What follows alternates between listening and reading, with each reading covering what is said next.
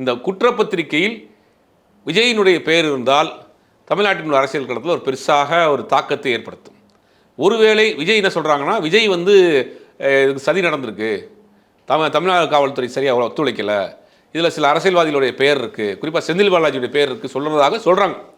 ஒருவேளை அவங்க பேரையும் சேர்க்கப்பட்டு இந்த தேர்தலுக்கு முன்னாடி அவர்களை விசாரணை கலைக்கப்பட்டு சம்மன் அனுப்பப்பட்டு இது ஒரு அரசியலாக பார்க்கப்படுதாங்கிறதாகவும் தெரியல. இதெல்லாம் நடக்கிறதுக்கு வாய்ப்பு இருக்குது.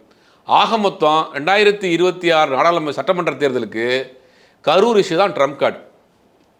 முடிஞ்சு வச்சா அவங்களுக்கு திமுகவுக்கு எதிராகவும் டிவிக்கு எதிராகும். இப்போ அப்படியே வாங்க, ஏன் ட்ரம்ப் கார்டுனா விஜய் ஏன் இவ்வளோ ஃபோர்ஸ் பண்ணுறாங்க, இவ்வளோ அழுத்தம் கொடுக்குறாங்கன்னா 2 விஷயம். அவங்க என்ன பிளான் பண்ணியிருக்காங்கன்னு தெரியல. ஒரு விஷயம் என்னென்னா, விஜய் அவங்க என்ன பண்ணுறாங்கன்னா ஓட் ஸ்பாய்லராக தான் நிப்பாட்டுறாங்க. தமிழ்நாட்டில் ஓட் ஸ்பாய்லராக விஜய் நிப்பாட்டுறப்போ விஜய் என்ன பண்ணுறாருன்னா, பாஜகவை எதிர்த்து அரசியல் பண்ணாதான், ஒன்றிய அரசை எதிர்த்து அரசியல் பண்ணாதான், மதவாத அரசியல் எதிர்த்து பண்ணாதான் திமுக ஓட்டு இவருக்கு சரண்ட இதாகும், இந்த பக்கம் வரும்.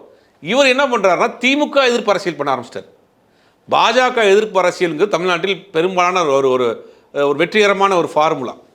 மதவாத எதிர்ப்பு அரசியல், பாஜக எதிர்ப்பு அரசியல், ஒன்றிய அரசு எதிர்ப்பு அரசியல், மாநில உரிமைகள் சார்ந்த அரசியலுங்கிறதுலாம் ஒரு ஸ்டாண்டர்டாக இருக்கும். இதை வந்து என்ன பண்ணுறாருன்னா விஜய் கையில் எடுக்கவே இல்லை. இவர் நேரடியாக திமுக அட்டாக் தான் போகிறாரு. அப்போ ஒரு கட்டத்துக்கு மேலே என்னாச்சுன்னா, சமீப காலமாக அந்த அம்மா ஜெயலலிதாவுக்கு பிறகு அதிமுகவுக்குள்ள ஒரே கொள்கை தான். திமுகவுக்கும் அதிமுகவுக்கும் கொள்கை ரீதியாக வேறுபாடு கிடையாது.